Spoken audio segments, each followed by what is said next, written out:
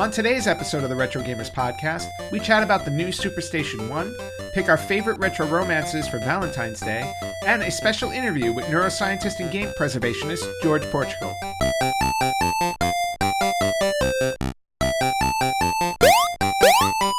Hey everyone, welcome to the Retro Gamers podcast, episode 403. Anthony here, and this week I am joined by Chris from Two Middle-Aged Guys Trying to Work It All Out. Chris, how are you doing? I'm doing great, Anthony. Thanks for the invite. How are you? I'm doing okay. I'm very happy to have you here. I'm a little sad that your cohort is not with you this week. Dave is not joining us, unfortunately.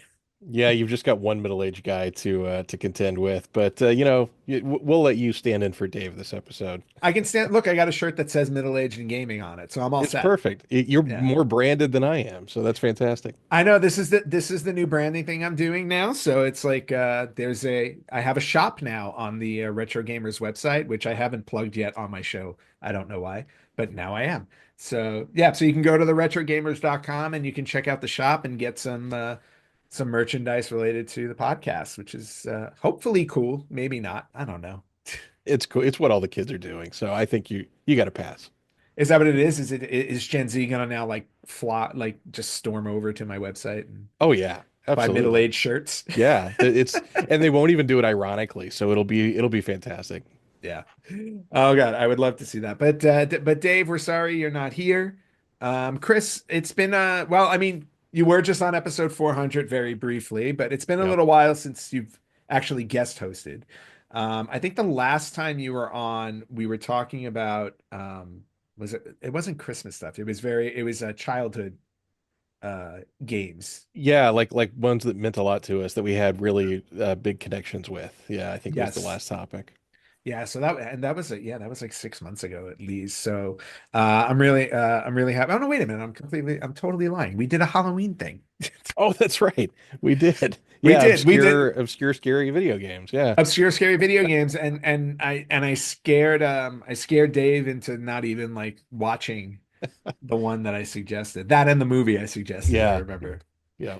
That's That was right. a lot of fun. Okay, so it hasn't been that long, but still, it's always great to have you on. Really, really appreciate it. But what have you been up to? I've been up to like just a lot of family stuff. I've actually had the opportunity to play some more games lately, which has been wonderful. But with everything else going on, I've been able to sneak a few things in, mostly thanks to the Steam Deck, which I still think is a wonderful piece of technology.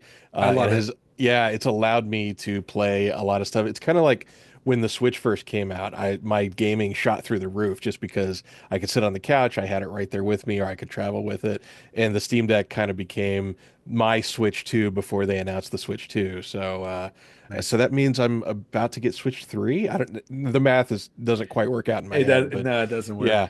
But Uh, I've been able to play a few things, so that's uh, nice. cool. What have you been playing?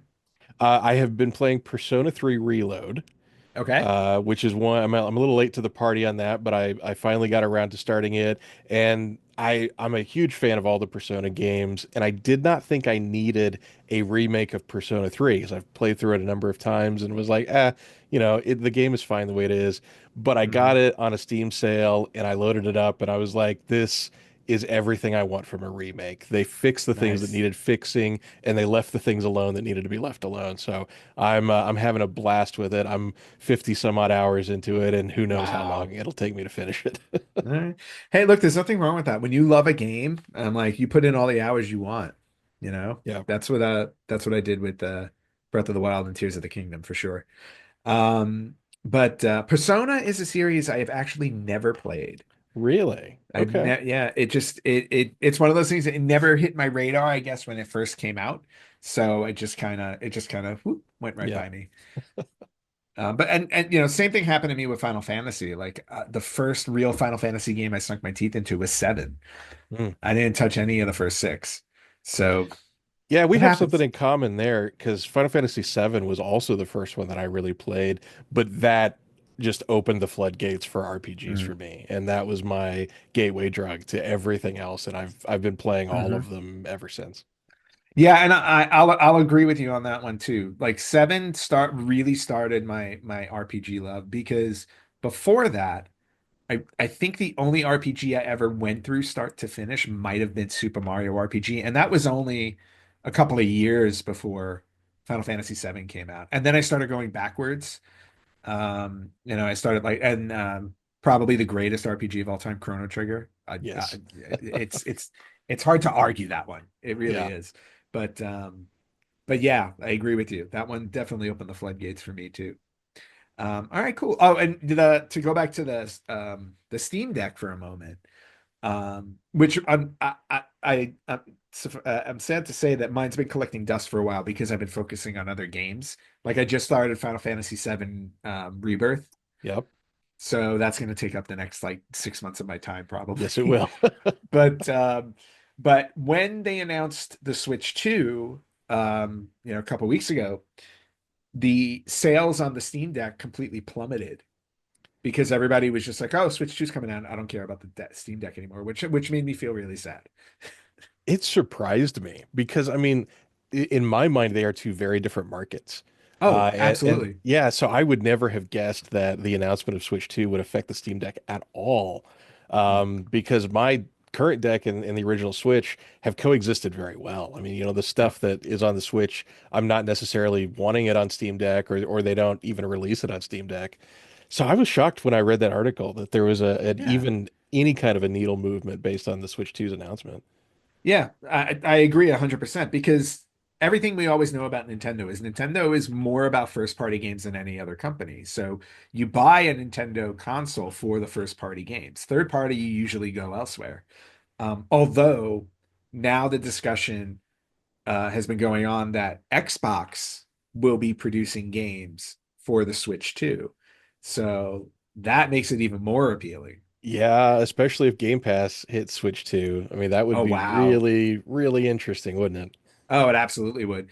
I don't know if Nintendo would allow that to I don't know, that might be invading their turf because of their whole Switch Online thing. I don't know if they do that. Yeah, it depends on how buddy they want to get with Microsoft. Yeah. So I don't know. I'd be surprised, honestly, if it did. I'm not trying to like be prophetic or anything. It Yeah. would shock me if Game Pass hit Switch 2, but if Xbox is going to start making product for a Nintendo console, that's going to be at least on the table, and then it'll Oh be yeah. up to Nintendo to say yay or nay. Oh yeah, there's no question about that. I'm gonna go out on a limb and I'm just gonna predict that they will not allow that. Yeah, That's my assessment on it. it's a good prediction. Yeah, I think so. But okay, cool. So before we get into our topic for this week, I wanted to go through a few bits of retro news that have come out, and would love to get your take on it, as well as I'm trying to figure out my take on it. The first bit of retro news that I've got here is this system that came out called the Superstation. Have you heard about the Superstation One? I have, yes. All right, so the Superstation 1 pre-orders went up for it. It's an FPGA PlayStation console. But the appealing element to it is that it fully supports a Mister FPGA platform. So you can actually load up another platform core into this thing. So it's it's specifically made for PlayStation 1, but ultimately you're going to be able to play whatever you want on it as long as it's Mister supported. Yeah, it's a really compelling little device. And it's gorgeous too. I mean, they kind of Yes. based it off of the PS1, the PSONE, Hmm. the smaller model, which is a great looking console. So Yep. going that direction, I think was super intelligent. The price is unbelievable for an I FPGA could system. not believe it. And Yes. yeah, and maybe this is my Midwest attitude. That worries me a little bit.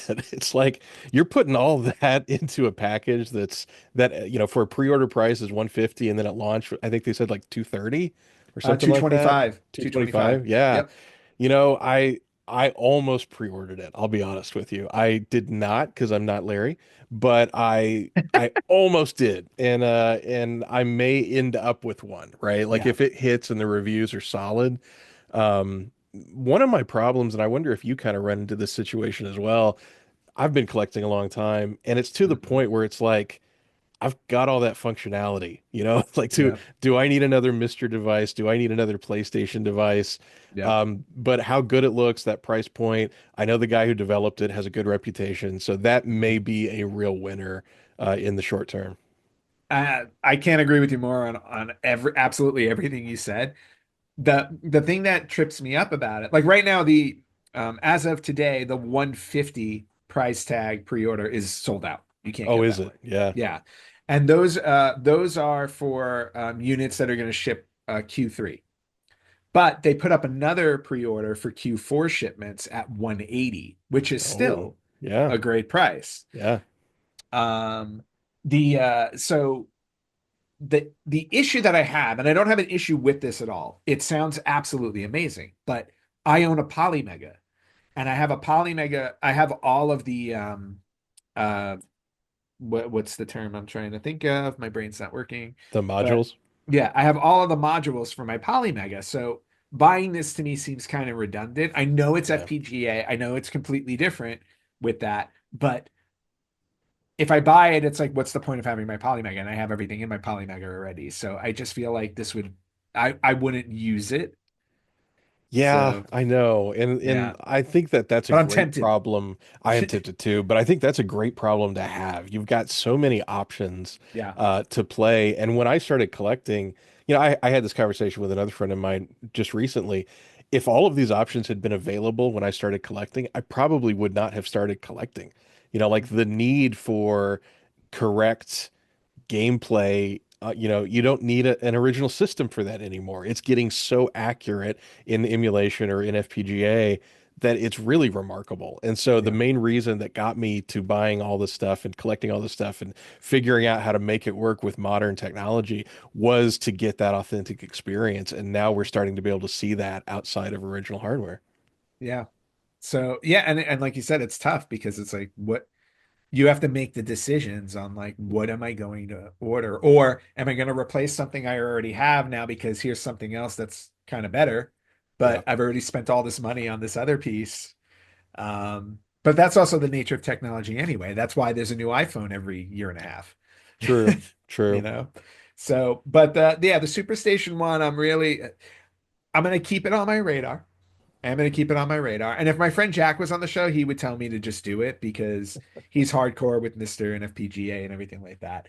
I will wait until one random day. Like I'm notorious for just one day it'll pop in my head and I'll just go click and order it. Yeah. You're like, I today's just the day. Yeah, it's like, oh, you know what? Click impulse buy. Um, I did that with my Polymega modules. I think it was like 2 days after Christmas. I was just like, you know what? I want the modules. Click. Yeah. Yeah, Polymega was one that I had my eye on too, and I ended up going the analog route because at the time they were like, Nice. releasing roughly the same time. Hmm. And I don't regret that, but the Polymega has always been an interesting beast to me. Hmm. I like the way it appears to function. I've actually never touched one or played with one, but the videos and stuff I've seen online, it looks like it's an impressive little system. It is. Well, you know what? If you ever make it to New York, there's a Polymega waiting for you to play. I like the sound of that. All right. Well, you know what? Then we might have to arrange that. All right. So that was the first bit of news. The second piece I wanted to bring up was an interesting one because a couple of years ago, Sega announced this channel called the Sega Forever channel, and it was just going to be this whole new channel where you can access Sega related things. And then it went very quiet in like 2023. Like they announced it, they were working on it, and then I think the person that was working on it left. But now they posted something recently where they're talking about where it's actually coming back, and they said to look for something later this year. And I thought this was interesting because Sega seems to be trying to find their way around how to stay involved in the video game industry outside of just releasing games. And I think the Sega Forever channel will be like one of those avenues, provided they actually do launch it and not put it back on the shelf. But and not only that, but they've been talking about releasing now. I think there's another Golden Axe that's going to be coming. There's another Jet Set. Yeah. I don't know if it's Jet Set Radio like that in that series. So they've been announcing a bunch of different things that they're releasing, and now the Sega Forever channel is like back and hopefully going to happen. So I don't know if you looked into that at all, but I not in any great detail. Sega is always been an interesting company, and the stuff that they're doing now is fascinating as well. That game announcement that you referenced, I thought that was very exciting, and what a cool way to use their IP. So if they can get something off the ground with Sega Channel, I think it would be a really cool thing. I mean, that idea of subscription-based video games is yep, I feel like it's like right on the cusp of becoming de facto, and it's not quite there yet. And maybe yeah. Sega can help push that a little bit further. I would hope so. This one specifically, I forgot to add this a little bit. The original plan for the Sega Forever channel was to play some of their games on your smartphone. Hmm. That was the initial plan. So just curious to see if it actually comes to pass. I would love to see it be something more than just though Yeah. on your Yeah. smartphone. Even though these games, a lot of these games are already available, like you can go to the Switch store and things like that, but it would be cool to just have an actual Sega channel. Yeah, or something maybe like akin to like the Atari 50, where they really Yes. celebrate the history of it and provide Yeah. a greater service rather than just, oh, here's Sonic the Hedgehog 1 again. Exactly. Which I Oh love no. Sonic, don't get me wrong, but I've got 16 copies of it. Yeah, exactly. I love Sonic too. But you make a very good point. I would love to, yeah, I would love to see them do their own thing. And Atari, and like you said, Atari has been hitting home runs like left and right, everything that they're doing.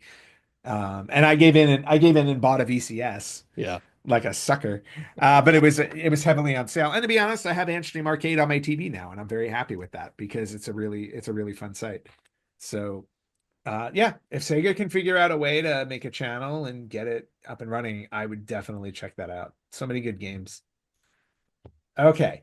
Got two other pieces of news before we get into our topic. Do you know, Chris? I don't know if you know about this guy. You should. He's been around for a while, but you know the angry video game nerd? I do. Okay. Larry and I found him a really, really long time ago, like very early on when he first started. Absolutely loved him. And, I don't know how many years later it is now, 15 plus years or something like Yeah. that. This guy is still going. But there was an announcement made that Angry Video Game Nerd is going to be returning to console in a video game, an 8-bit video game. It's going to be a Mega Man inspired adventure. It's going to be released on the NES physically. Limited Run Games is going to be releasing an NES version.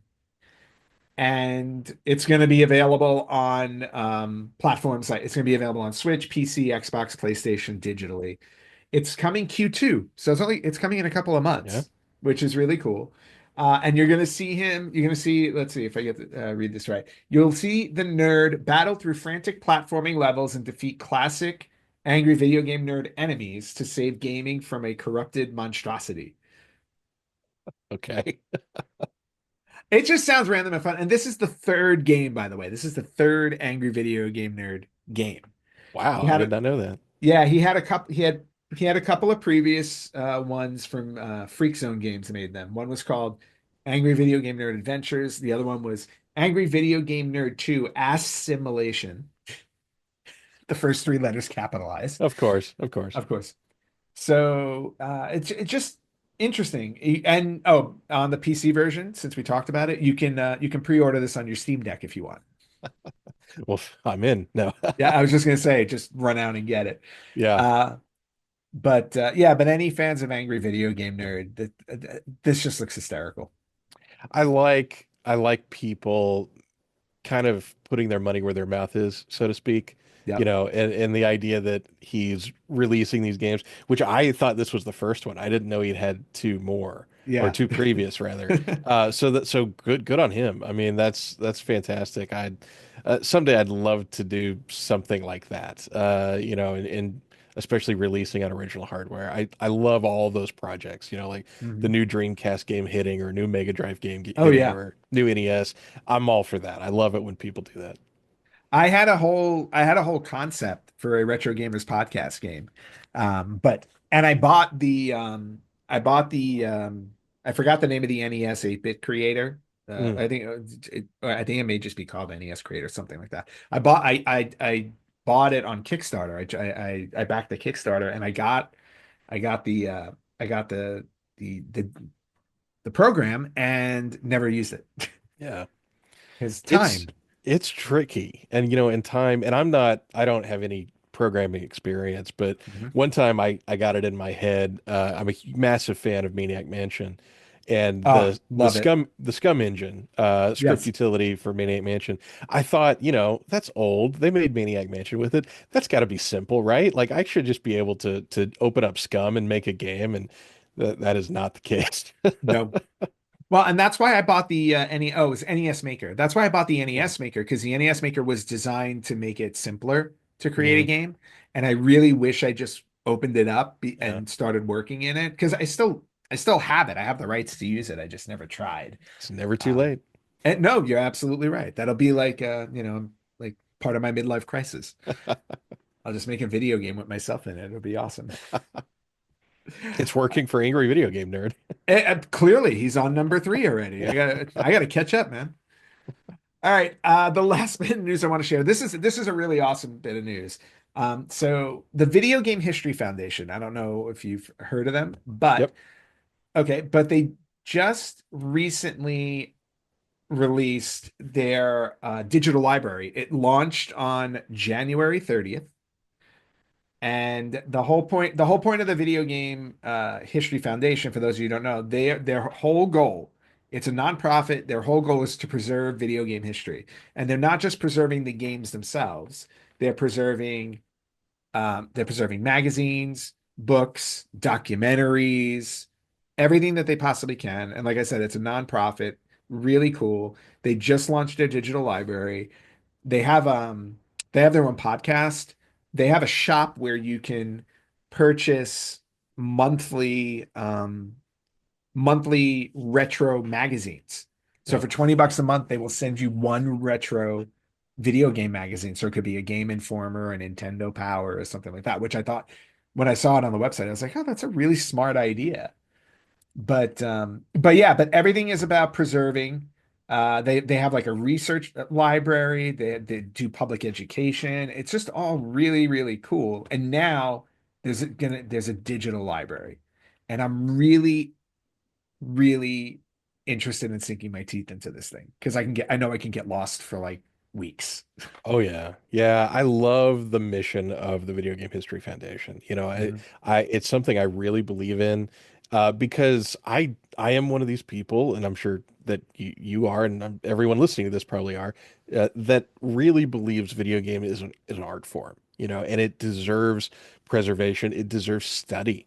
Mhm. And so much information has already been lost, which is just heartbreaking to me. Yeah. But, 20 more years, 40 more years down the road, when people are making games, they're not going to have that base that I think we all have now, right? I mean, Mhm. it's going to be a very different situation. So having some way that they can go back and experience these games, and I'm not worried about Mario and Zelda. Those are going to be around forever, but like Gilligan's Island on NES, nobody's ever going to republish that, No. but there's value to it being there and somebody being able to get their hands on it. So I am all for digital libraries. I wish they had had a better turnout for that copyright exception from a or it was back in 2024 when they law. I don't know all the details, but I remember that. Yeah. yeah, I wish that it had a better outcome. But eventually, people who have the power to change that sort of thing will understand the concept of video game history. And I love the fact that Frank Cifaldi is out there trying to make sure we're not out of it by the time somebody realizes, oh, we need to change the way this looks. Yeah. Well, yeah, like you said, it's like anything in history. I kind of almost equate it to how we don't have the math anymore to go to the moon, even though we went to the moon in the Right. 60s.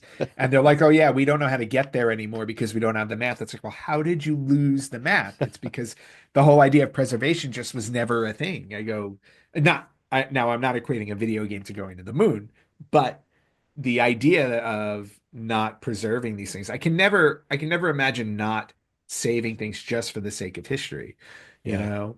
It's so yeah, so I'm a huge supporter of these guys. For those of you who don't know about the Video Game History Foundation, go to gamehistory.org. And again, check out the digital library. You might find some stuff. You may wanna donate and support them. They're doing good work. Indeed. Let's get into our topic for this episode. And since next week is going to be Valentine's Day, and to my recollection, 400 plus episodes, we have never discussed this topic on the show. And honestly, we've always skipped over Valentine's Day, I think, in general on the show. Read into that what you will. But but for our topic this week, we are going to be talking about the best video game couples or romances that we remember. And obviously, we're going to try and stick to the retro. We're going to stick to the retro side of it. We're not going to talk about, the latest God of War or anything like that.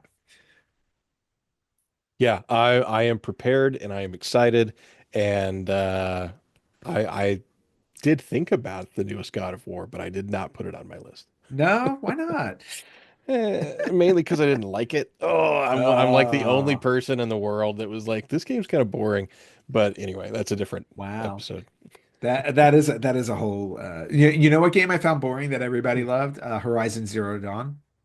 Uh Yeah, yeah. I I played a good like 2 or 3 hours, and when I realized I was still learning how to play the game, I was done. Yeah, tutorials and that's a topic we should talk about sometimes. Tutorials in video game because they are out of control. Anyway, Yes. back to romance. Back to romance. Okay, so what we're going to be doing here is I think we're gonna alternate back and forth on. Now I have a list, Chris has a list. Neither of us have shared the list with each other. I'm curious to see if there's any overlap. I'd like to think there's one or two because I think there are some obvious ones out there, but I also have a feeling that I know you're gonna Yeah. you're gonna swerve me. But before we get into that, I have one honorable mention, and it is a modern game. So I just wanted to spend all of 2 to 3 minutes on it. But and also because it's not a typical romance.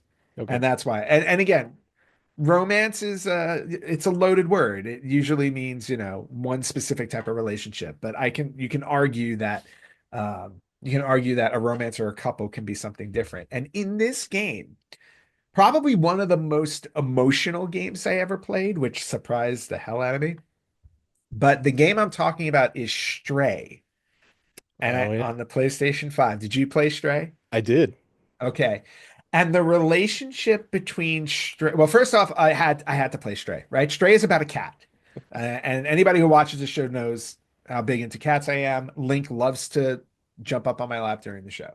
But the relationship in Stray between the cat and the little robot friend that he makes, B12, was so amazingly done that when you get, and I don't want to give the spoiler away because if you haven't played it, you absolutely need to play it. It's not a very long game. You can get it done in like 6 or 7 hours. But the relationship between the cat and B12 was so endearing that by the end of the game, I was just awash with emotion. And I was shocked with how they managed to do that. Yeah, good pick. And not one that I'd thought about, but I love games that can do environmental storytelling where they're not just beating you over the head with the message, or it's not just a dialogue box that pops up explaining how you're supposed to Mhm. feel right now. And I think Stray excelled at that and did such a good job. And yeah, that the who knew that you needed a cat robot relationship story? You know what? Somebody did because they made that, and it was that. And what floored me when it first came out is that it was free, and so I downloaded it when it was free, and I was like, "Holy cow!" I would have paid 30 bucks for this game easy. Um, but yeah, just Stray, absolutely. Like I said, if you've never played it, it's worth it just to play the game. It's a beautiful experience. Um, but that was my honorable mention for a modern game. All right. Good But now honorable let mention. Yes, but let's get into the retro ones. Chris, you're up first. Tell me the first one on your list. Okay, well you're correct. I did kind of zag when you probably expected me to zig. And I've got a pretty obscure list here. Now they all are retro if we're defining as 10 years or older. But Okay. my first one out of the gate is a little game called To the Moon. Are you familiar with that game? I am not familiar with that game, so now I'm Okay. gonna look it up while you talk about You it. you need to play this game. It is not the greatest made game in the world. It was created using RPG Maker, which is kind of like that Okay. Nintendo Maker thing we talked about. It's Yes. there's a lot of like things already done for you, and you're just kind of Mm, picking graphics and picking locations and that kind of thing. But the story of To the Moon, it'll just make you weep openly. And the main wow. story is about these two people named Johnny and River, and they are. Well, I'll give you the elevator pitch of the game. The elevator pitch of the Hit game me. is that in the future there is this organization, and their job is to go into the minds of people who are on their deathbed and give them memories so that they die with no regrets. Oh my gosh. Uh-huh. Yeah. And That that is so too heavy. it is very heavy, but it's very good. And you should play this game. It's even shorter than Stray. I mean, like two Okay. hours, 3 hours max. And you'll have to forgive some of the mechanics because some of them are kind of goofy and cheesy, Mm, but you're playing this one for the story. And it is okay. absolutely worth it. And I won't spoil, the relationship in the game, but I will just say it is amazing. It's heartwarming. It's gorgeous, and it's one of those games that you play and it stays with you forever. So my first pick out of the gate is To the Moon. Wow. Okay. That yeah, that one, no idea. Had no idea. But when you mentioned the concept of the story, another game popped in my head, which was Eternal Sonata. Have you ever heard of that game? Uh, I think I was no, I think I was thinking of a different game. Eternal Sonata. Help me out with that one. So Eternal Sonata, and I want to get the composer right because I mix them up in my head. Yes, okay. So Eternal Sonata is this it's an RPG game. It came out on Xbox 360 and PS3. And the whole idea behind it is basically the final dream that Frederick Chopin has before he dies. Oh wow. And it's just this stunningly beautiful game, and all the it's all about Chopin and his music in the game. Absolutely, just a very very beautiful story, but just such an odd concept. Hmm. But definitely one like if To the Moon immediately made me think of that. So if you like To the Moon, you may want to check out Eternal I Sonata. I will. I'll go check that out. Absolutely. Yeah, but that was not on my list. So. But like, To the Moon, I mean, yeah, I mean, that's definitely something I want to check out. I Do it. saw that I looked it up. Limited Run Games did a release of it. Oh, did they? I Yeah. think it's like under $10 on Steam if you just Hmm. wanted to do it that way. So Sold. it's not an expensive game. Perfect. And it's worth it. So yeah, report back after you finish it. All right. To the Moon. All right. Got that. All right. So for me, I was trying to figure out like what order to go in with mine, and which four I wanted to talk about. So I'm gonna start with the obvious one that I think we would both connect with, and I'm fairly certain it's not on your list because you said you zagged. But I'm going to go with Final Fantasy VII since we Yeah. talked about that earlier. I cannot talk about a romance without talking about Cloud Strife and Aerith Gainsborough. Mm, And at the same time, probably one of the first games where I really felt there was a love triangle going on because you did yes. have something going on with Cloud and Tifa. So and for those of you, I mean, Final Fantasy VII obviously is one of those really hugely popular games because between the original PS1 and the remake, but if you haven't played it, the relationship between these two characters is absolutely amazing. Especially when you consider what happens in the PS1 version at the end of disc one. And at this point, I mean, it's been 27 years. So Right. spoiler alert's perfectly fine. But there's this budding romance between these two. And then Sephiroth, who is Cloud's mortal enemy, just shows up at the end of disc one and just murders Aerith right in front of his face. Not Yeah. cool. It's one of those moments that will forever live in my head. Yes. Do you remember like where you were. Like what I always feel like it's one like that was one of those memories. Like I remember sitting in my room playing the game and getting to the end of that disc. I think I sat there with my mouth wide open for a good 5 minutes. Yeah. And when it's done, it's like insert disc two, and you know it goes silent, and I mean it's Mhm. just it is one of the fantastic mic drop moments of any Yeah, video game. by Um, far. I I was I want to say I was 17 years old when that movie or when that game came out, Okay. somewhere in that neighborhood. No, maybe I was older than that because I think it was between high school and college. Anyway, it doesn't matter. So I'm about that age, and again, I'm also in my bedroom. And Final Fantasy VII was one of those games that gripped me to the point where I just like played it until my eyes bled. Like I Mhm. could not get through that game fast enough because I just wanted to know what was going to happen next. Yep. Yeah, and that moment is shocking, and that relationship is a great one. And I did think about Final Fantasy VII for my list, although I would have gone Cloud Tifa because that's where my heart is. I Really? always, yeah, like from the jump of that game when I was playing it, I was like, oh, these are the two, and then Aerith was always kind of in the way. Yes. Well, she wasn't in the way for long. No, no, Sephiroth took care of that for me, but Exactly. But by the time you got to that point though, like that's where it kind of shifted for me because I thought the whole story was going to be who is Cloud going to wind up with? Is he going to wind up with right. Tifa and Aerith? But then after Sephiroth killed Aerith, it completely killed any thought in my head that he should be with Tifa. I'm like, no, he needed to be with her, and Sephiroth killed her, and this is all wrong.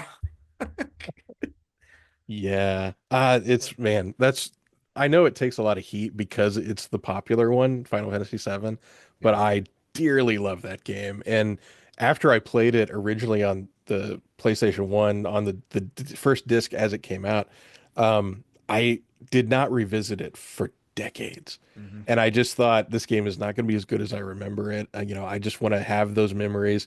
And then finally, I did replay the original PS1 version, and still loved every second of it. I was Yep. like, nope, this game's amazing.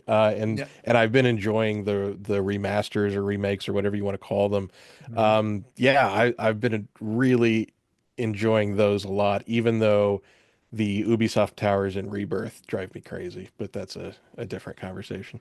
Okay. I don't think I'm there. I'm only on chapter two, I think, in Rebirth, so I'm not that far in. Yeah, so I don't think you've made it to any of the open world section then yet. No, no, no, no. It's like Yeah, Sephiroth. yeah. Yeah, I just got through the first memory with Sephiroth Hmm. destroying Nibelheim. Okay. So, Yep.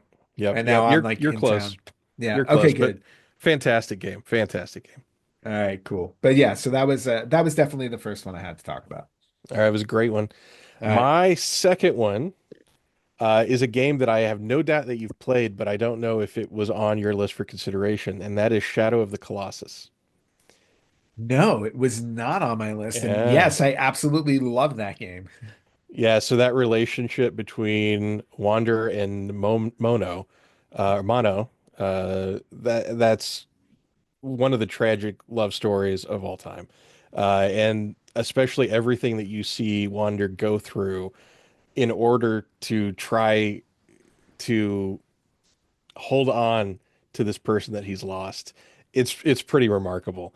And then, you know, if you there's all kinds of symbolism in the game and you can read it a couple of different ways and then if you unlock the extra credit ending thing at the end, there's even Hmm. more to it and but just the idea that you have this game of this main character who is murdering in a lot of cases these really sweet innocent giant monsters all to try to bring back to life the woman that he lost. That's pretty compelling romance right there.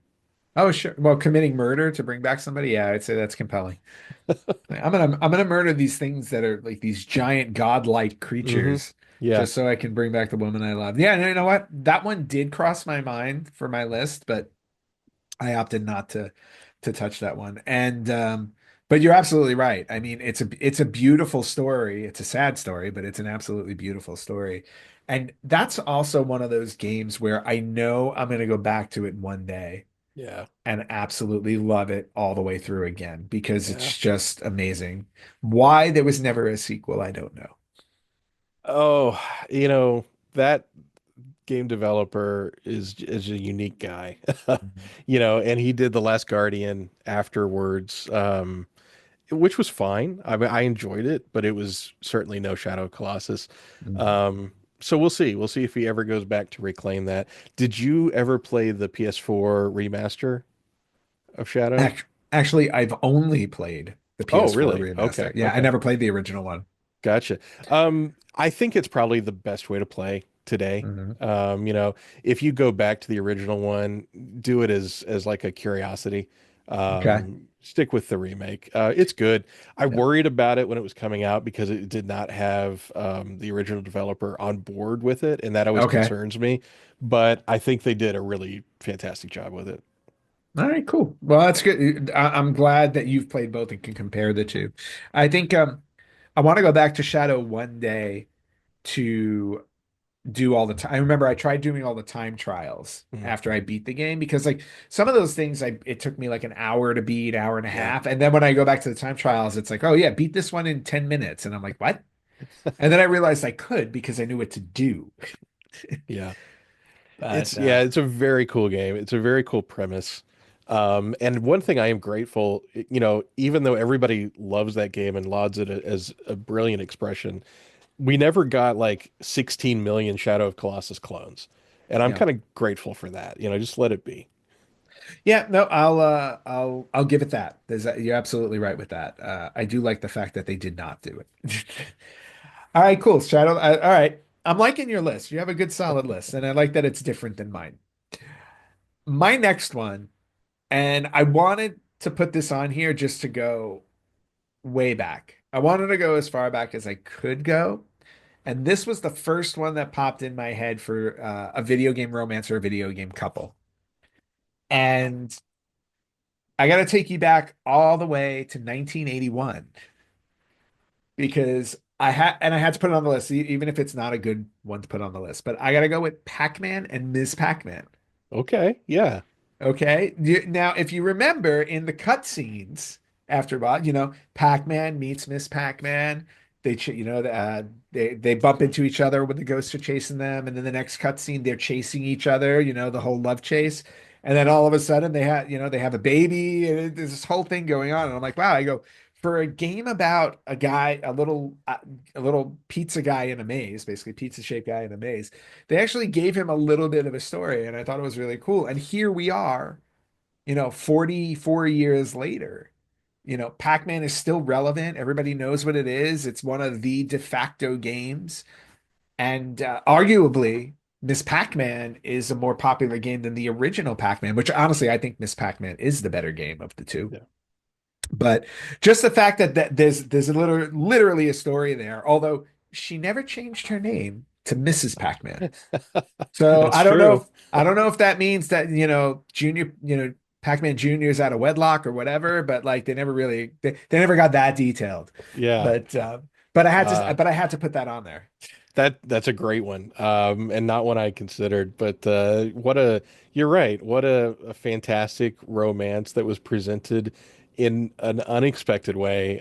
Because yeah, during that time, story was not on the list of things that we're gonna include in a video game. But Yeah. having that pack relationship, that's sweet. I like those two. I think those two are gonna make it as a couple. You think I don't know. She's still a Ms.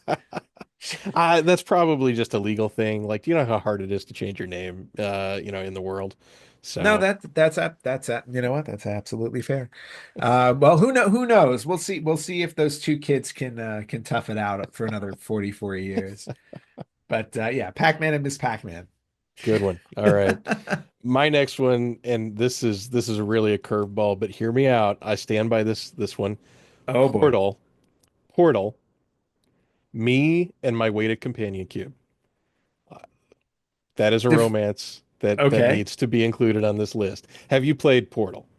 I played Portal very, very briefly when it first came Okay. out, and I did not get into it. Really? Okay. Well, Yeah. you're wrong. Sorry to say that on your I well, no, no, podcast. no, no. I didn't say it was a bad game. I just said I didn't get into it. That's Some fair. yeah, some That's fair. games, yeah, and I will say some games for me, what happens is I'll start to play them and then I put it down for a few weeks. And if I forget to go back, I just forget. Yeah. And then other times I'll And it's pick it up gone. again Yeah. and then I play it all. And but then I'll pick it up again and then I'm obsessed with it. This was a game I played for a little bit. I put it down for a few weeks and I just didn't go back. All And, right. and it Fair wasn't like I enough. hated it.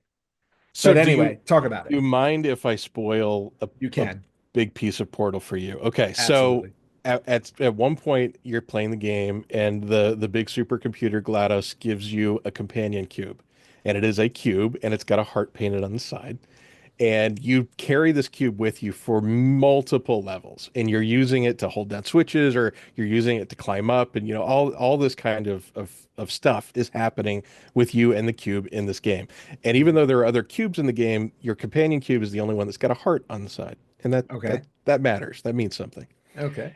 And then you get to a point where GLaDOS will not let you continue on unless you throw your weighted companion cube into the incinerator. What? And there's nothing you can do. Like there's a closed door and you're trapped in a Wow. little room and there's a hole in the floor with flames coming out of it. And okay, and then this is the humor of Portal and the humor of Valve because no matter how long you stand there, no matter how long you stand there, when you throw it in, GLaDOS says, "Interesting. You threw away your companion cube faster than any other person who's ever been through this experiment." Wow. And so you just feel like garbage. That is messed up. Yeah. So my as the player, my relationship with the weighted companion cube is one of the great video game romances. Okay. So now with the cube, does the cube interact with you aside from you No, just using it? And no. so it's just an item that you use. Yes. But And you just but you're you build, heartbroken. right, Yes. you build that relationship as you're playing the game and then and it would be one thing where it's like, okay, to advance in this game I have to throw my cube away, but then to rub salt in the wound and be Right. like, oh, you decided to get rid of your companion cube faster than anyone else. It's like, ouch, That part's stab awesome, me. but are there moments in as you're playing with the cube where like they develop some type of romance, or is it's just a random cube you use? I'm trying to figure out like how you get emotionally attached to this cube. Well, I mean, so I don't know how much of it you played, but during the Not gameplay of much. Portal, okay, during the gameplay of Portal, you have this voice of GLaDOS interacting with you constantly. And most of the time, she is berating you. And Ah, so as you're going through, she's making comments about you and the way that you're adapting to the experiment and making comments about your companion cube and about how, oh, it doesn't feel anything most of the time. And and just like oh, little stabs like that. And so it's the psychological game. And so that's just rude. by the time you get there, you're like, this cube means something to me. This is I am the link to the master sword of this weighted companion cube kind of a thing, Got right? it. And so then you have to chuck it away, and then she gets that one last dig in. And I highly recommend that you give Portal another shot. Portal All 1 right. and Portal 2 are both really good narratives, some of the funniest video games I've ever played. Okay. Now in Portal 2, does she give you another cube? Portal 2, it's one of those situations where like there's hundreds of years between Portal 1 and Portal 2. Okay. So I don't want to give away Okay. all of the That intricacies of Portal 2. So No worries. I just yeah. wanted to know if your cube came back to life. That's all. Your poor Uh cube. you may see the cube again. Okay, I'll that's say fair. that. All right. Well, okay. So Portal and a cube. All right. Well, look, if I can do Pac-Man, you can do Yeah. Portal, right? All right. I think Thank you. that's fair. I give it to you. Okay. So I've got two left on my list, and these are heavy hitters, and you can't go without talking about these. And I'm going to start with this one. It's the most obvious one. I think it'll probably be the first one anybody would think of. And we're talking about Mario and Princess Peach. Yeah. The probably the definitive couple in video gaming history. Although I will say Mario, I think, dumped Pauline a little too quickly. She became mayor of New Donk City and everything. Yeah. Although, like, Princess Peach is like this celestial being, thanks to Galaxy. But I don't know. I don't know. I feel like he dumped Pauline too quickly. That's my thing. But Mario and Peach, it's a relationship that's been going on for 40 years. It's 40 years this year since Super Mario Brothers first came out in 1985. So 40 years of these two characters very rarely actually getting together because the whole concept is Peach has been kidnapped, Mario has to go save her. So you really only get their interactions, at least in the beginning, very, very briefly. It's all about saving her in the end. And then in other games, she does become a character, which is nice. Like Mario RPG, Mhm. you save her, but then she becomes a companion with you. So there are games, obviously, where they are working together, but it's the ultimate damsel in distress story that began back then 40 years ago with them. But it's all about Mario trying to save Peach. And I can't think of another romance that is really more cut and dry. Mm. I'm gonna go save this woman, and clearly she means something to him. Yeah, I'm glad it was on your list because I thought about it as well, and I was like, do I want to give up one of my slots for one that's just right, so out there? But for this topic, it needs to be on the list, so I'm Oh glad yeah. that you added that. Yeah. So is there, and so, since there have been so many games, is there a Mario game that stands out to you that defines their relationship the best? I don't know how many Mario games you've actually Ooh, played, but if all you of had to them. pick one, Um, Boy, that defines the relationship. yeah, Put me on the spot. I am. Um, Super Mario Sunshine actually comes to mind. Really? Yeah, and I because maybe it was me because it was the first time that I saw it as anything other than a platonic relationship. Because like Okay. you had the weird subplot of Bowser Jr. thinking that Peach was his mom, and like I read that as like Mario was had an additional reason to be compelled to save the princess because he's like, hey, Yes. wait a second, is there something going on here? And so like that to me, that kind of turned the relationship up a few degrees. Okay. Versus, before if you chose to, you could read it very platonically. You could. I do agree with that. The one that always comes to my mind is Mario 64 because I almost felt like that was I don't want to say like their relationship didn't necessarily blossom, but it was the first time I felt like Peach was doing something for Mario. Right. And that was my first one where I was like, oh, okay. I go, maybe there's something a little bit more of that. And she did something very simple because in the beginning she's like, dear Mario, I baked you a cake. Yep. And I'm like, oh, look at that. I go, it's about time. I go, he's only saved your life like how many times? You made him a cake. Good for you. Yeah. But I You go know, back to those Mario 64. those are back to back. I mean, there's some Yeah, connection there. yeah, the They slow build. after he got the cake, they went on vacation together, and it was Yeah, growing. It was growing. yeah, they started to hit it off. And then you get all the way to Odyssey. And when you get to the end of Odyssey, and she just tells him and Bowser off and says, forget it, I'm my own woman. And I'm like, wait, what Yeah. happened? Yeah. Oh, Odyssey was fantastic. I love Odyssey. Odyssey is so much fun. All right, cool. So yes, Mario and Peach, obvious couple, the obvious Yeah. couple. Agreed they are. All right, so this is my last one, and then we'll bounce Yep. to you to kind of wrap up. And I'm semi-cheating on this one. Uh-oh. Uh, yeah, but I'll explain why. So my last pick is any of the Persona games. Okay. And the reason that's my last pick is in each one of them, there is a game mechanic where you are forging relationships with those around you. Okay. And as such, you get to choose, okay, which one of these people do I want to form more than a relationship with, right? And so it's a very simple yet simultaneously complex system where you're choosing who you're spending your time with, and then that's raising the ranks of your relationship. And then whoever you get to rank 10 of the relationship, you can say, okay, is this romantic or is this platonic? And the game gives you the option of how you respond to the story that's happening to choose it. So I thought about this, and I'm just saying any of these relationships are phenomenal relationships in video games. So you can take the main character and ship them with anyone you want, and it's going to be a compelling story, and it's going to be interesting, and it's going to be built over the course of a 60 to 90 hour experience. So you develop some feelings for this relationship and you want to see it work out, or you want to see the catastrophe that choosing to date two people causes. And so you've got all of these options before you. So I think that that is an outstanding relationship in video games. Well, that was going to be my question was going to be, can you have multiple relationships? Could you be running around Yes. dating like four people? Yes, you can. Nice. And then when you get to the Valentine's Day event of the game, Of that course. that can really bite you.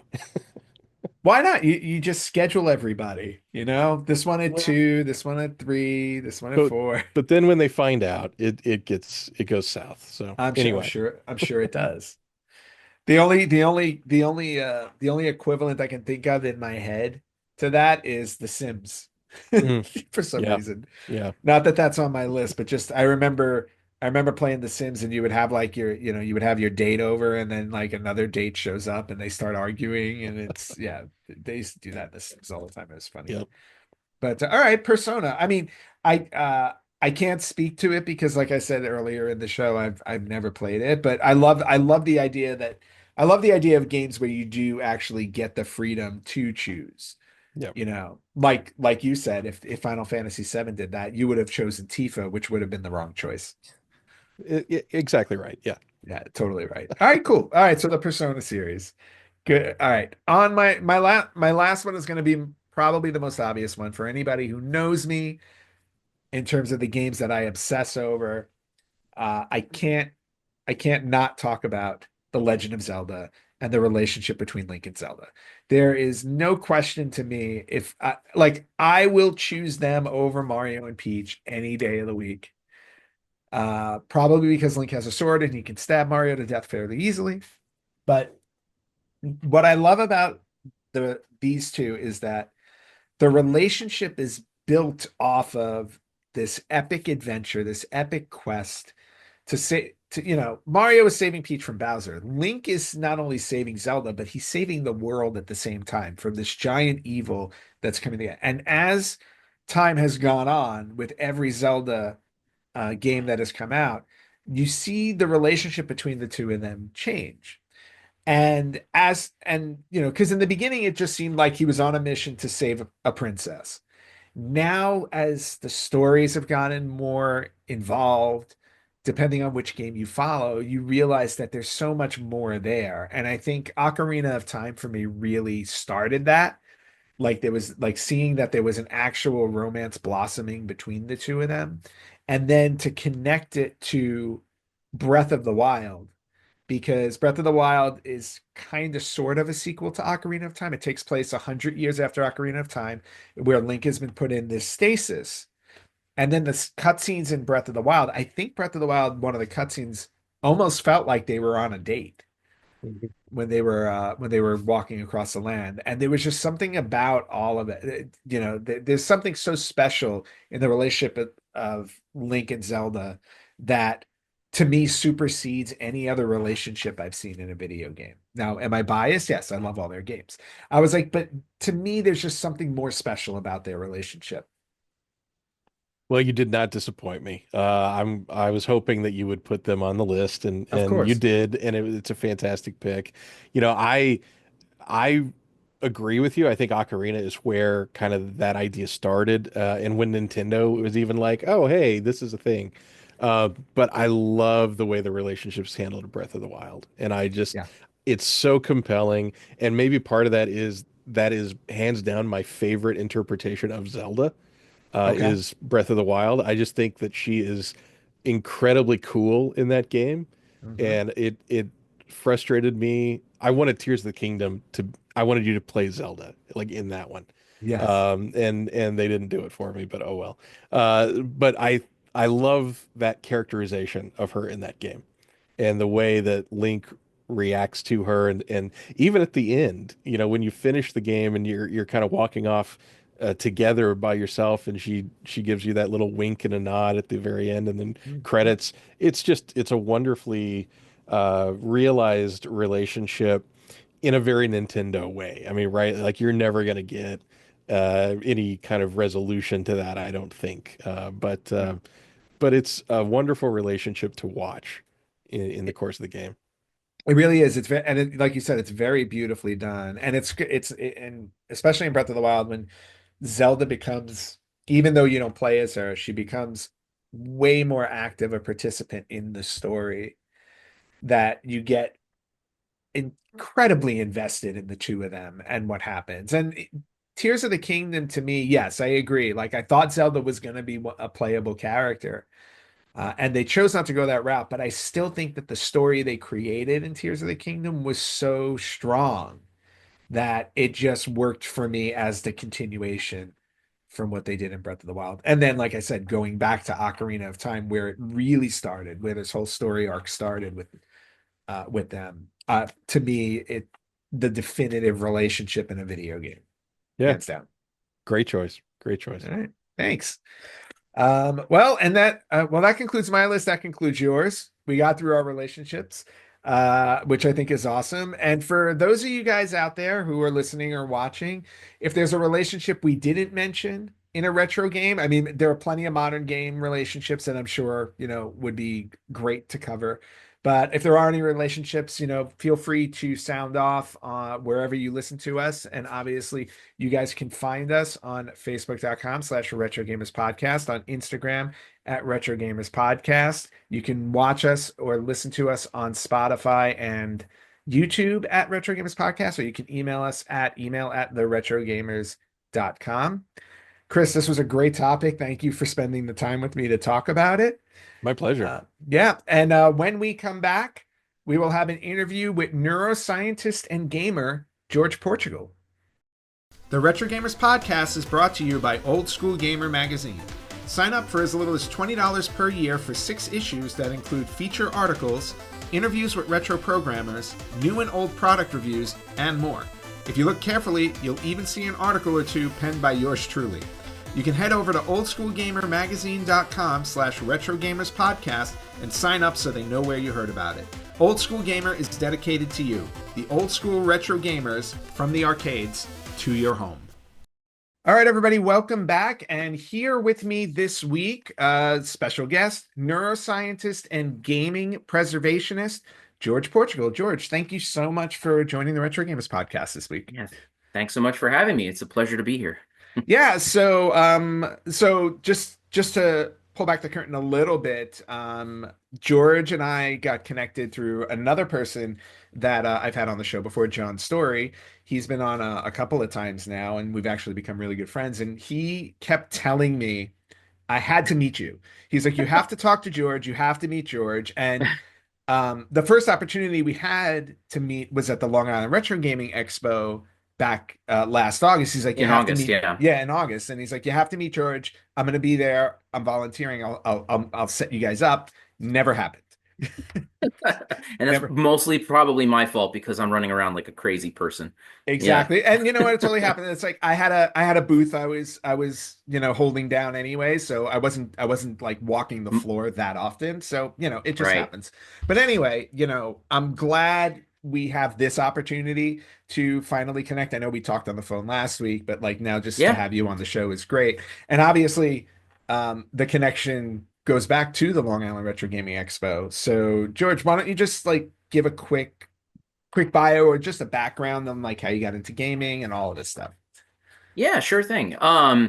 So yeah, like you mentioned, my current roles, I have a few. But my in the context of gaming, I work for the Long Island Retro Gaming Expo, and I'm part of the management team there. And my job effectively is to keep everything running. So we have hundreds of consoles. We have rarities in like the museum, like dev units and all this kind of obscure stuff. Got to keep that going. Tons of retro computers and about 130 or so arcade machines. And so my job is to keep all that stuff going, and then during the show itself I'm running around like I said, like a crazy person. As soon as something goes down, they call me and I get it back up again. So that's what I do for the Long Island Retro Gaming Expo.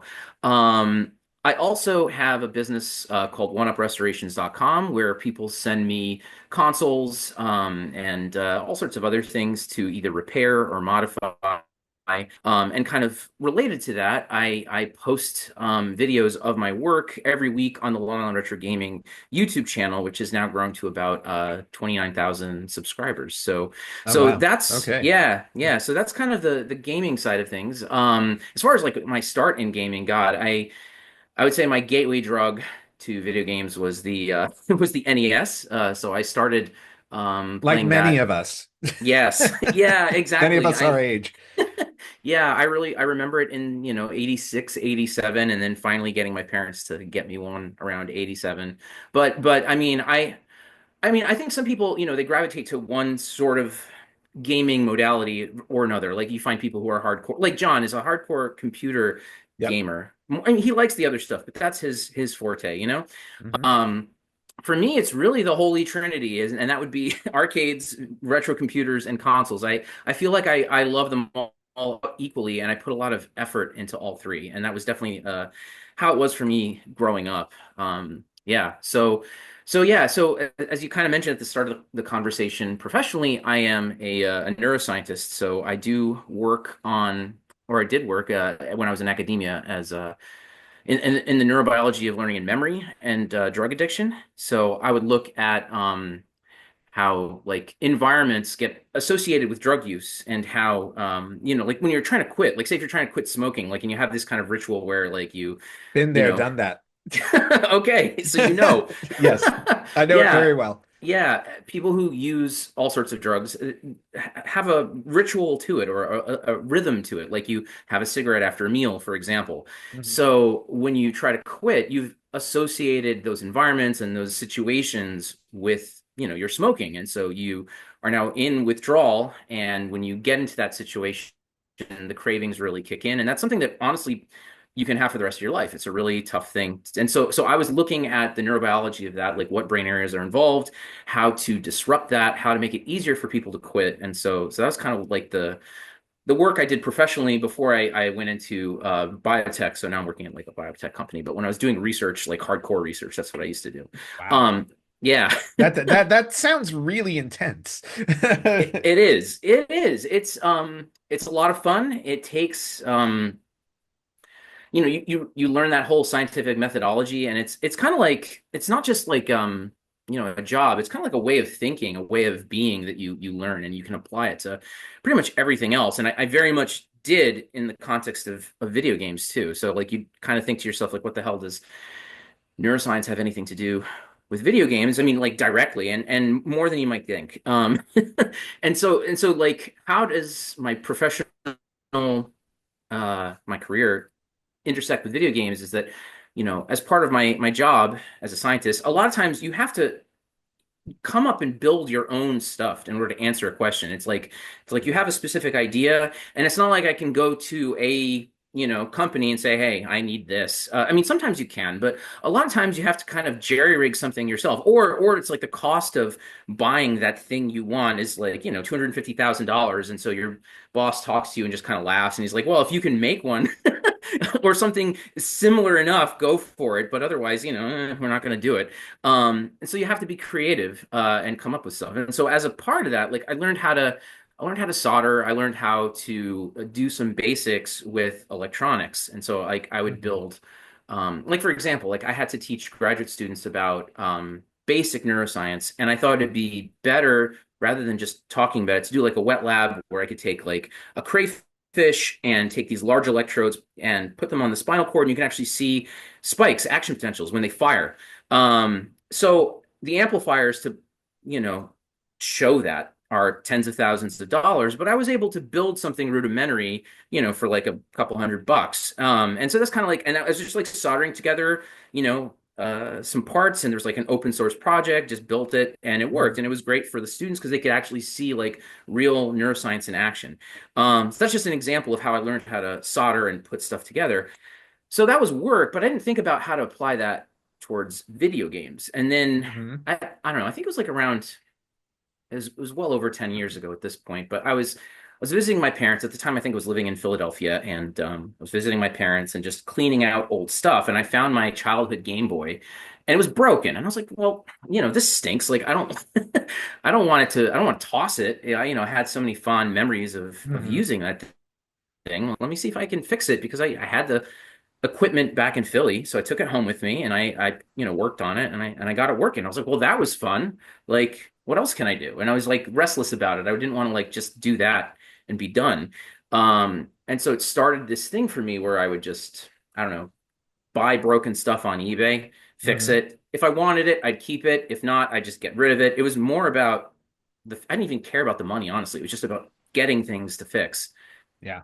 You're Um, you're a fixer. You're just like a natural born fixer, both both professionally and personally and gaming wise. So, it all fits together. exactly. Yeah, yeah. Yeah, that's a very good characterization of how I operate. Yeah. I want to Yeah, circle back on something really quickly, and it sure. was towards the beginning when you were talking about the trinity of arcade, computer, and console. Yeah. You said you got an NES back in like 87, 88.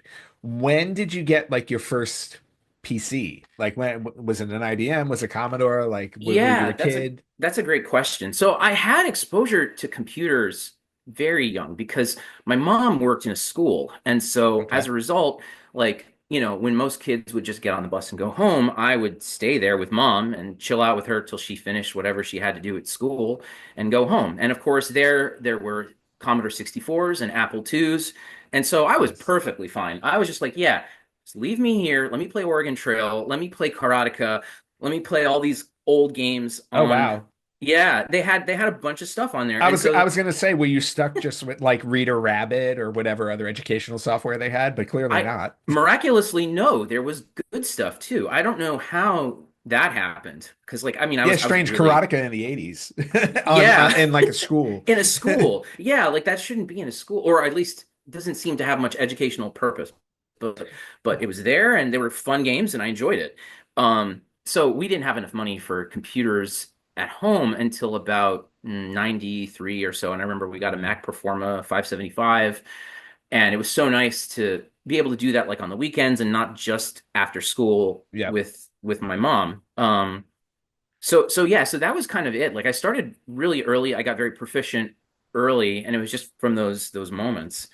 Um and then with arcades, I mean, I was very lucky that I grew up in a place where I could find them kind of everywhere, like in pizza shops and Hmm. restaurants. And there was a place in the local mall here called Time Out New York, which was like heaven for me. They had all sorts of stuff. They had like a good eclectic mix. Like I still remember vividly. They had some older like electromech 70s pinball, and then they had, Nice. more modern like golden age 80s games and early 90s games, and that was just my thing. So yeah, that's like I feel like where some people really had a more narrowed experience, like or Mhm. just gravitated exclusively to one modality. I really was in all three as long as I can remember. So I never really felt like stronger about one versus another, you know? All right, and that's cool. And you know what? It's great because it kind of got you well-rounded to everything that was available, which again Yeah, also led to like where you are now. Because one of the main things that you mentioned is you're a preservationist at this point. You're really yeah, trying to. It's not just about owning them; it's about fixing them and making sure they continue to work and everything like that. And I think I remember right, you telling me, or like when we were prepping for the podcast, like right. you've fixed arcade machines like going all the way back. Like you fixed like an original computer spaced arcade, correct? From like Yeah, yeah. 71. Yeah, so I've gone, yeah, that's the oldest thing I've fixed video game related to date is a 1971 computer space. And like you said, that is the very first arcade game and one of the earliest video games. And Yep. um fixing something like that takes time. You can't just sit down and like work on it. You have to kind of do research. You can't like Mhm. I spent a good 2 or 3 months just kind of getting ready to do something with it before I even touched it um because it's very old, the documentation is very crappy. Like you can still get the schematics. Like so it was made by Nolan Bushnell, who Mhm. ultimately founded Atari, and his friend who also is a co-founder of Atari named Ted Dabney. And at the time so like Nolan, he worked at University of Utah. He had access to mainframe computers. He played an earlier computer game called Space War. Um, that's what got him hooked on the idea. And so initially the idea was to literally put a computer in there into an arc into a gaming machine Cabinet. and Yeah. yeah, in a cabinet, right, for lack of a better word at the time, yeah, and make money because he was a brilliant entrepreneur, and he was an okay engineer. But Ted Dabney, in my opinion, was the genius. So Okay. so he realized that like you can't do it at the time of 1971. Like to use an actual computer would have been tens of thousands of dollars, prohibitive, never going to Yeah. work. Well, not to But mention the he fact that computers, like size wise, they hadn't gotten down to that size yet, or they were just getting down to that. If they were they were getting down to that size, they were super expensive. Yeah, exactly. It was just not feasible. So what Ted figured out was ways of basically tricking a CRT into producing something that looked like it was being generated by a computer, but it was all being done by discrete logic. And it was all like counters and yeah, again, like all like AND gates, OR gates, NANDs, NORs, et cetera, et cetera. So the two of them cobbled this thing together. And so it's very much DIY. Like if you compare it to say something professional like a Pac-Man Hmm. or whatever, like 10 years later, there's with a Pac-Man, there's like custom chips, there's like, everything's far more well put together. It's on an RGB monitor. What they did was they hacked a vacuum tube TV to output composite video. They used a for their coin mech and shoot. It was something commonly used in like laundromats. The coin bucket is a paint can with a hole cut into it. I mean, it's like really Wow. DIY, really DIY. So it's so special and different compared to normal arcade machines. You can't like just sit down and touch it. You gotta do your homework, find out as much information as possible. And so that's what I ended up doing. And over the course of about like 3 or so weeks, I got it fully up and running, and it's at the show, and it's something people can play every year. So something like that's really special because there were maybe like 1,000 of those made, and very few of them are still around at work. Yeah. And Yeah, probably very few people who can actually fix them, which now you can. So, and yeah, that's really awesome. And you know what? And I've seen it at the expo, and I've actually played it at the expo, and it's just amazing to actually stand there and play such an important piece of gaming history and playing yeah, the absolute original of it. There's just something really cool about that, yeah. especially if you're a game, if you're a gamer or just a gaming enthusiast. It's really awesome. Yeah, I think at some point, I mean, not everybody, but I think a lot of people at some point in their relationship with gaming look beyond the things that they grew up with and they try to Mhm. understand like, okay, like where did this come from? How did this all get put together? And so yeah, when you start at computer space and you look at that, and let's just say you grew up in the, I don't know, early 2000s, and like PS2 is what you started with hypothetically, you know, some of the stuff is common, but some of it is really quite different. And so you got to wonder, or at least I do, like, how did you get from this to what I started with PS2? And so it can lead you down this interesting rabbit hole of the history of video games, and I don't know, I find all that stuff fascinating. And then, like you said, like it's one thing to read about it, but it's a completely other thing to have your actual hands on it and use Yeah. it. And since you played it, like the controls suck, like they're Oh weird. yeah, yeah, it's very strange. But again, It's the controls are still being figured out at the time because it's the first thing ever being made as an arcade. So right, we're not right. there, you're not there yet. Nobody's perfected the idea of a control No. scheme. Even other things which are hilarious about the game, if you get good enough at it, you learn that the game cannot count past the number nine. Once it gets past the number nine, the score kind of glitches out, and it's actually funny. Like the if the just to give your audience an idea of what the game is, it's kind of like Asteroids, but you've got a ship and you Yep. can uh accelerate it and moves in 3 dimensions, very much like the asteroid ship. And you fire at these two flying saucers, they fire at you, and whoever gets the highest score in a certain amount of time wins. Pretty Hmm. simple premise. So if the aliens are obliterating you, like just hitting you every single time, sometimes their score will glitch out to zero and you can still win. So it's just like this funny stuff about like these early games, like Nolan Bushnell and Ted Dabney. I don't think they thought people were going to get past the score of nine, or they just didn't care. And they're like, well, it's good enough. Let's just put it Yeah. out. Well, yeah, it could have just been that, or like this is the best we can get, no matter how hard we try. Either we put it out there and see what happens, or we don't. And Right. clearly, they made the decision, and that decision is, you know, It history. worked out well enough. Yeah. It worked out very well. Yeah. Um, I wanted to. So from there, like, I absolutely. love the fact that you were able to fix that. So, and this question may already be answered, but it made me think like of all the because you talked about how you do restorations, right? And you have a website all about that and everything like that. Yeah, What was the most difficult console, arcade, or computer that you ever had the challenge of fixing? Like, was it computer space or was it something else? it probably as much as I think the most special one is probably computer space. Or I also worked on this 1972 Pong that was really special Oh, too. Yeah. okay. But Um, I meant challenging. Like, but what's like the difficult. most, Yeah, yeah, but I would difficult. say Yeah. no. I've definitely worked on harder things. I would definitely worked on harder things. Let me think about that. That's tough because that answer to that question changes all the time because I think I've like had the worst thing ever and then something new comes along. I'm like, oh my God, and I somehow make it work. I would say one of the hardest things I've had to fix is a console called a PC Engine LT. So, Okay. so I don't know if you know what that thing looks like. It's I don't kind know of the like LT. I know the PC Engine. I don't know the yeah. So LT per se. it's a variant that was made in Japan only, very limited quantities. It's a clamshell design, so it kind of looks like a GBA SP, but Oh, interesting. but like imagine the GBA SP being made in nice, so gigantic and clunky. Um, Okay. so it has this like LCD screen and a clamshell, and it just rotates up, and you can play games. Um, they're extremely rare. Like broken, you can find them on eBay or on Yahoo Auctions Japan for like $2,000, $3,000. So they're not cheap.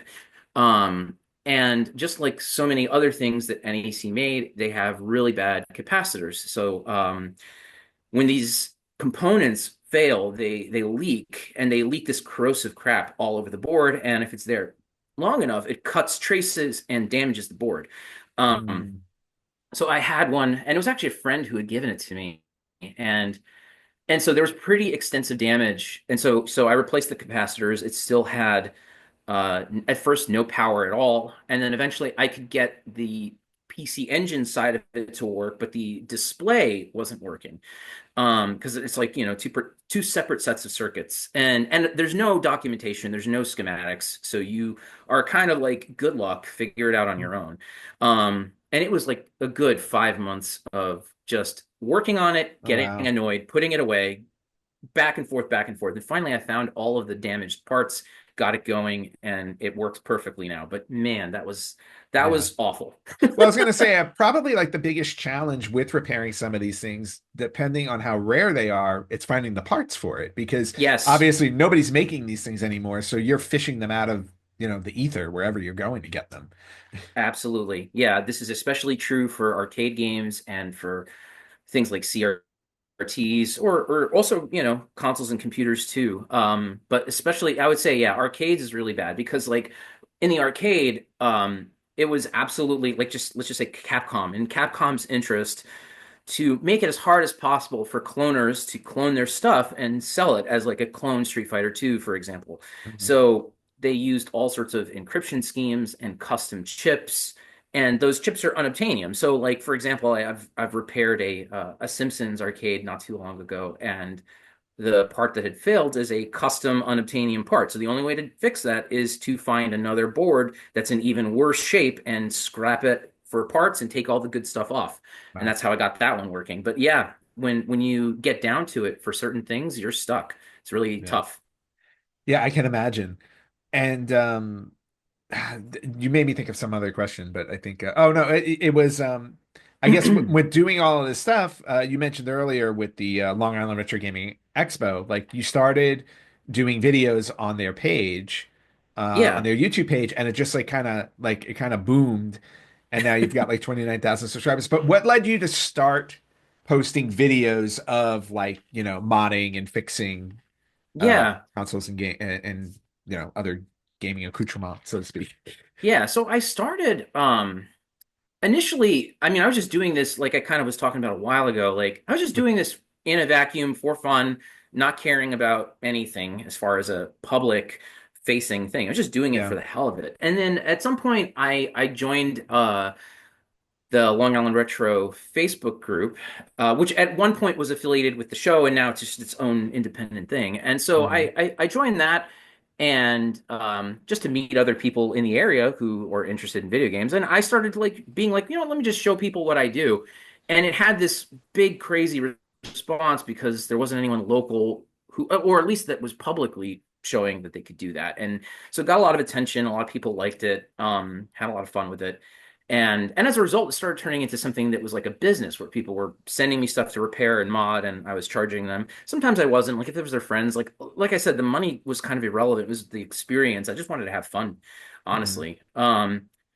And so at some point, like several people were like, you really should just like make videos of this stuff. Like because I was, making like just sending out photos, like a little text blurb and some pictures of how I did it. But that's quite a far cry from actually watching me fix the thing. Right. So, they're like, make videos of this. And I don't know anything about making videos. And so I still kind of don't, but I know enough now to make it work. And so I had this like cheap 480p camera, and it was the start of the pandemic. I had plenty of time on my hands. And I said, like, what? Now is the time. Let me just start filming this and throwing it onto the LI Retro channel and seeing what people do with it. And and it just kind of took off. Like it started slow, and the thing that really made the channel explode was this video where I made a Nintendo from scratch. It was an NES. So I had an NES that had been obliterated. Like I don't know, like someone else tried to mod it or whatever. They destroyed it, like utterly destroyed it. But I was pretty sure the chips were good. And there was this new Hmm. open source project where you could basically print out a brand new motherboard, populate it with all new components except for the two custom NES chips, which is the CPU and the graphics chip, and make a Nintendo. And I was like, well, that's cool. I want to make a Nintendo. I love Nintendo. Yeah. So so I did that, and it absolutely exploded. I think that, YouTube video probably has a couple 100,000 views. Wow. And Okay. and and it started like snowballing from there. And at that point I had enough people contacting me where I was like, I probably should make a website and offer my services not just locally but everywhere. Yeah. Yeah. And then obviously you turned it into a business, right? Because One Up Restorations, that's what it is. Everybody just contacts. Yeah. They have something. So is it just limited to, like I said, the actual like the console or the arcade, or like what about games specifically? Like, like go like do you fix cartridges for old consoles or anything like that? Or, Sometimes I do, but I've learned that the cartridge itself matters a lot. Like in other words, if you've got a broken Mario Duck Hunt, the cost to pay shipping and all of that, to me, it's not going to add up. But if Mhm. it's something like Little Samson, which is like a $3,000 game, then yeah, that's worth getting fixed. So when I work on, yeah, the economics of it matter a lot, but I will do things like work on cartridges. Consoles is the vast majority of it because those are easy to ship. Yeah. Um, and also like I'm nowadays more selective about what I work on because I have such a large influx of people reaching out to me, and some of it is like rather formulaic, and I can just crank out a couple of things in a day, and it's good. But like for example, a CRT, like I'd love to work on CRTs, but if you ship it to me, it will come here broken, even more so than it was when you sent it. Yep. And then even if it survives, they're enormous and I don't have room, and so like certain things I am selective about because I just can't take them. Yeah. Yeah. Well, and that's understandable. I mean, and again, you're only one person. You can only do Yeah. so much, and then you don't want an influx of things, and then it's like, oh wait, well, I'm not going to get this back to you for like 6 months, 8 months, whatever it is. So I Yeah, absolutely. totally, totally People's get that. time matter. Like I don't want to take their stuff and just have it sit here. Yeah. Yeah. No, I totally get that. I wanted to switch over. I mean, actually, I just want to switch over to gaming itself because I'd love to just get a little bit inside your head in terms of like what you game, what you actually play, where your heart lies in certain types of games. So, Yeah. um, just gonna throw questions at you. Like, if you had Sure. to pick a gaming franchise, like, what is your favorite game Oh, franchise out of all of them? that's pretty tough. I would say for me, I think Legend of Zelda. I mean, it's so many people would probably answer that question, but that with That's that my answer, answer. yeah, it hit me so hard in the 80s when I first played the original Legend of Zelda because like I had been playing.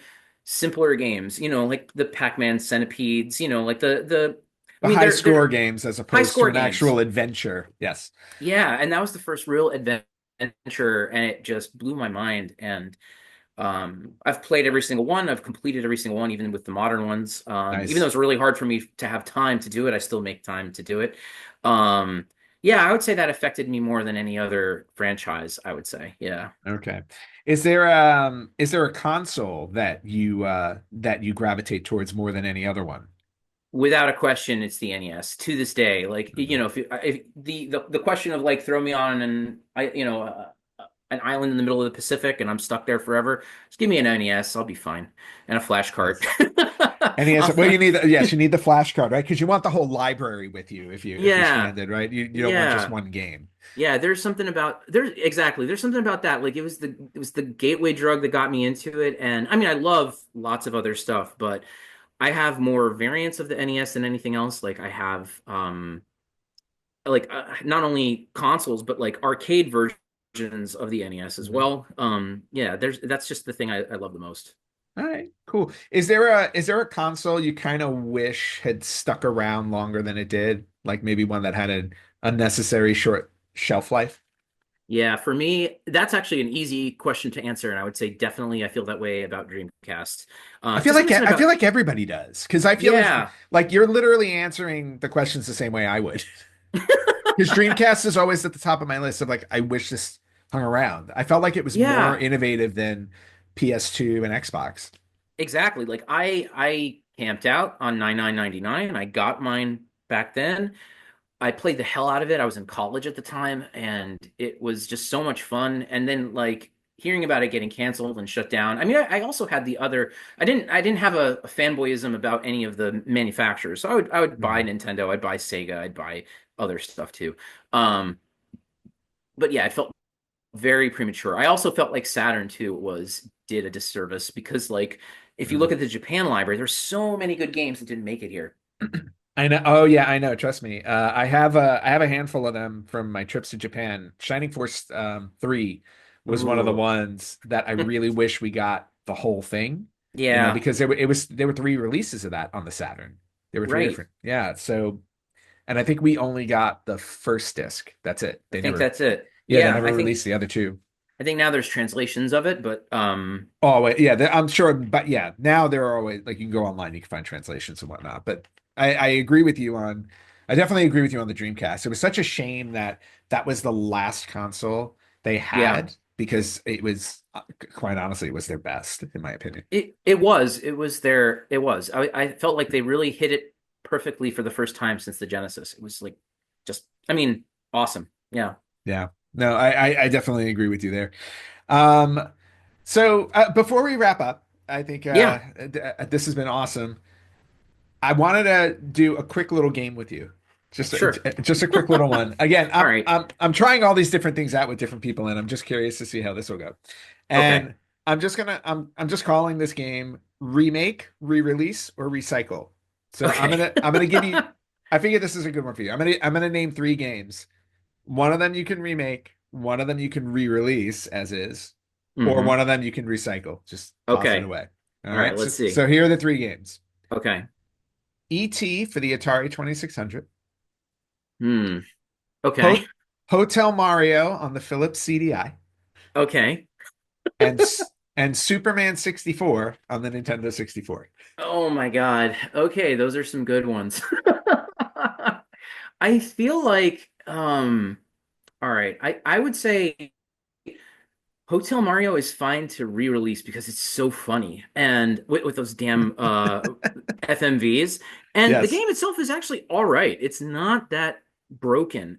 Whereas um like Superman 64, geez, it's so fundamentally it needs so much work. It would need so much work to be, and the premise is terrible. Like, like I that would probably be my recycle. And then I Okay. would say, like, what was the third R? It was, E.T. for the Atari 2600. Oh, remake. yeah. I think ET could be saved with a remake. I Okay. do, because like if And you know what to do, it's okay, but it's not the best game. Well, what's funny is that also if you remake ET, you may actually remake video game history because maybe the crash wouldn't have happened Maybe not. Yes. as badly as it did. Yeah, yeah, Um, yeah, very much. Interesting because I thought ET was going to head to the recycle bin like it did in Alamogordo. I thought you would have said that. I thought about that too. I was like, okay, which one's worse, ET or Superman 64? But no, I think Superman 64 is just irredeemable. Irredeemable. All right, cool. I think that's a good place to end on. That was really awesome. Yeah, George, absolutely. thank you so much for being on the show. I really appreciate it. Again, would love to have you on again sometime in the future to see how things are going with everything. And, Totally. I'd be happy to do that. yeah, and really quickly, where can people find you? So yeah, you can find me certainly on the YouTube of Long Island Retro Gaming Expo. So I'm there. You can also find me at my website of oneuprestorations.com. And then I also post stuff on Blue Sky at One Up Restorations and on Facebook. So yeah, All right, sounds good. Again, one more time, George, thank you so much for being on the show, yeah, and definitely. we'll be right back. All right, welcome back, everybody. And we're about to wrap up this episode, but as has become part of my tradition here, Chris, as the guest host, you get to choose game of the week for this week. So, what do you have for me? All right. I think your astute listeners would probably already have a guess of what I'm going to say, but it is time that you play a Persona game. And Oh, I'm going to give you a little bit of leeway, okay? okay. Because I recommend Persona 3 Reload. But Persona it's a 3. newer game, it's a little pricey. If you want to go with Persona 4 Golden, which is I think a 15, maybe even less game on Steam, Okay. very, very solid. And it'll give you a sense of the Persona flavor. And I'm not asking you to do a 90-hour game in a week, but get to the point where you're understanding the game loop of it. Okay. And then that'll be enough. And then you'll dip your toe into it and you'll decide very quickly, okay, I'm going to finish this in my spare time, or I'm glad I tried it, but not for me. Okay. But knowing that you like turn-based RPGs, that you've done Final Fantasy, like that kind of thing, Hmm. I think you're going to be into Persona. All right, so Persona 3 or Persona 4. That is my homework. And just so you know, I will live stream this on Thursday. So people will get to see the first hour or hours and change of or maybe a couple hours if I really get into it of this game. So okay, so Persona 3 or Persona 4, that is the game of the week. So everybody else out there too, if you haven't played Persona, um, grab a copy. If you have played it, go back and play it again, or just kind of hang out with me on Thursday when I play Persona on YouTube.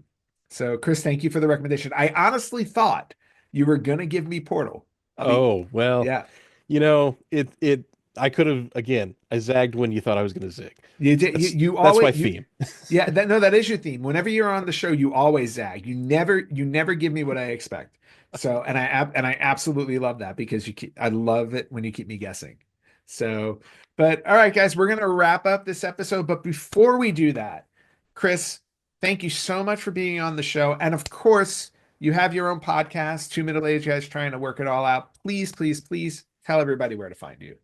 Absolutely. Use our webpage as the portal. Go to middleagedguys.com. That it's two, the numeral two, middleagedguys.com. And from there, you can get subscriptions to all of the podcast methods that you can use to reach us. You can get a link to our YouTube, our Facebook, our Twitter, anything that you want. That's the way to find us is through that website. And we look forward to seeing you on that side. All right. Sounds good. Well, this has been a great episode. Thank you so much for everybody out there. We will see you next time on the Retro Gamers Podcast.